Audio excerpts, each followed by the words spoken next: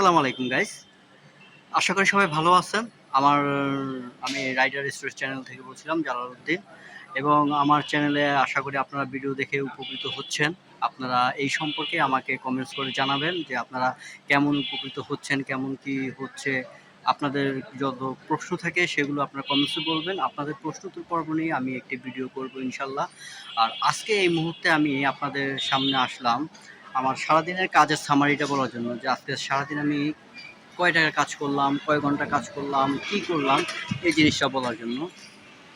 আজকে আমি বিকেল 5টার দিকে অনলাইন হই। বিকেল 5টার দিকে অনলাইন হয়ে আমি একটি পার্সেল অন করি বনানী থেকে একটি পার্সেল রিকোয়েস্ট আসে, সেটা যাবে সেগুনবাগিচা। এই মুহূর্তে আপনারা স্ক্রিনে দেখতে পাচ্ছেন এটা ডেলিভারি চার্জ ছিল 160 টাকা। কাস্টমার আমাকে 200 টাকা দিয়েছিল, যাক আলহামদুলিল্লাহ যেটা অনেক আপনারা ভালো। আমার শর্ট ভিডিওতে অবশ্যই দেখতে পাবেন যে ওটা কত বড় ব্যাগ ছিল।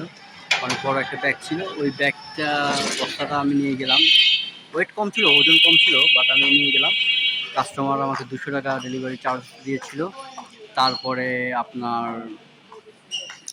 সেগুনবাগিচা থেকে একটা অর্ডার ঢুকে, সেটা মিরপুর 11 নম্বরে। তার ডেলিভারি চার্জ ছিল 200। এটা ডেলিভারি চার্জ ছিল 240 টাকা।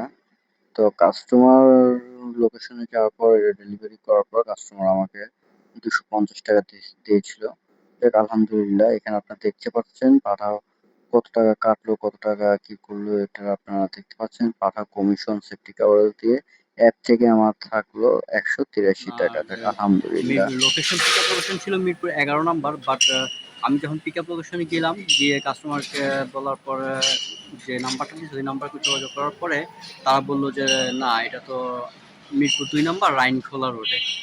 লোকেশন ভুল হলো।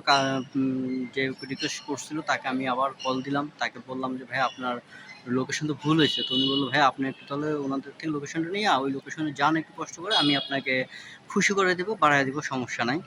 তো আমি আপনারা মোবাইল স্ক্রিন দেখতে পাচ্ছেন এই যে ওয়ালেটে আমার টোটাল কালেকশন ছিল 185 টাকা, 84 টাকা 35 পয়সা, মানে 185 টাকা।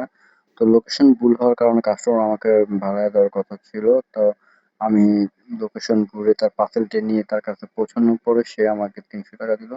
আলহামদুলিল্লাহ অনেক ভালো ইনকাম হয়েছে। টোটালি আজকে আমার সম্পূর্ণ 650 টাকা ইনকাম হয়েছে পাড়াকে সেফটি কভারেজ এবং কমিশন দেওয়ার পরে। আশা করি এই ইনকামটা ভালোই। 11 নম্বর থেকে আপনারা দুই দেখতে দুই নম্বর পাচ্ছেন। তাদের ওই লোকেশনের দূরত্ব ছিল প্রায় 3 কিলোমিটার রাস্তা দূরত্ব। যাক, কাস্টমার সাথে আমি আর বার্গেনিং করিনি, তার উপরে সম্পূর্ণ ছেড়ে দিছি, তার বিবেকের উপরে সম্পূর্ণ ছেড়ে দিয়েছি যে সে কত টাকা দেয় সেটা আমি দেখতে চাচ্ছিলাম। জায়গা তারপর আমি ওই পার্সেলটি নিয়ে গেলাম, রাইনখোলা রোডে গেলাম। সেখান থেকে খাবার ছিল, অবশ্য খাবার ছিল, 5 প্যাকেট খাবার ছিল।